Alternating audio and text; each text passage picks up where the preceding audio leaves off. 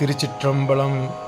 திருநாவுக்கரசு சுவாமிகள் அருளிய தேவாரம் 4ஆம் திருமுறை, பண் காந்தாரம், நாடு நடுநாடு, தலம் திரு அதிகை வீரட்டானம், பதிகம் 2, பாடல் 5. பல பல காமத்தராகி பதைத்து எழுவார் மனத்துள்ளே, பல பல காமத்தராகி பதைத்து எழுவார் மனத்துள்ளே, களமளகிட்டு திரியும் களமளகிட்டு திரியும் கணபதி என்னும் களிரும், களமளகிட்டு திரியும் கணபதி என்னும் களிரும், வளம் வந்து ஏந்து இரண்டும் வளம் ஏந்து இரண்டும் சுடரும், வான் கையிலாய மலையும் வளம் ஏந்து இரண்டு சுடரும், வான் கையிலாய மலையும், நலமார் கெடில புனலும்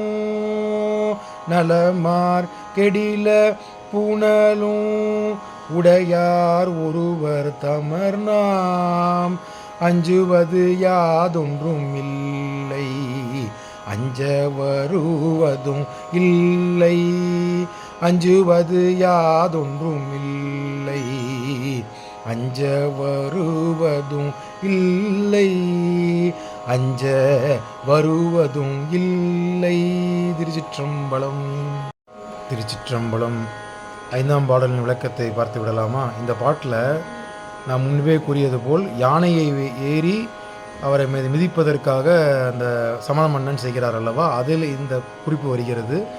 கணபதி விநாயகர் பெருமானனுடைய குறிப்பையும் இந்த பாட்டில் அவர் சொல்கிறார்.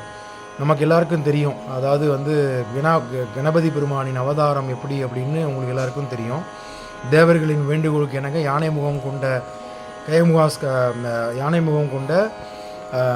கயமுகாசுரன் என்ற அரக்கனை வெல்வதற்காக கணபதி அவதாரம் எடுத்து சிவபெருமானால் உருவாக்கப்பட்டு அவதாரம் செலுத்தி அந்த கயமுகாசுரனை அழித்தார் கணபதி பெருமான். அதே போல் நமக்கு யாருக்காவது இன்னல்கள் வந்தால் நமக்கு உடனே நம் மனதில் தோன்றுபவர் கணபதி பெருமான். அவர் உடனே அடியாருடைய இன்னல்களை போக்கி அவர் காத்து ரட்சிப்பார். அந்த கணபதி பெருமான் அந்த உருவத்தில் இருக்கும் யானை நோக்கி வந்து கொண்டிருக்கும் போது அந்த சுவாமி யானையாக பாவித்து அவர் சொல்கிறார், என்னை தாக்குவதற்கு வந்தால் அந்த தாக்கக்கூடிய குணம் இந்த யானைக்கே சாரும் அப்படிங்கிற மாதிரி சொல்கிறார்.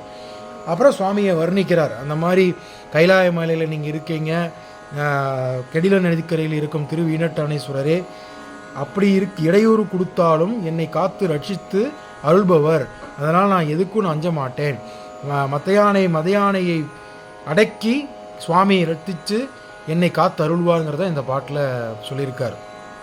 திருச்சிற்றம்பலம்.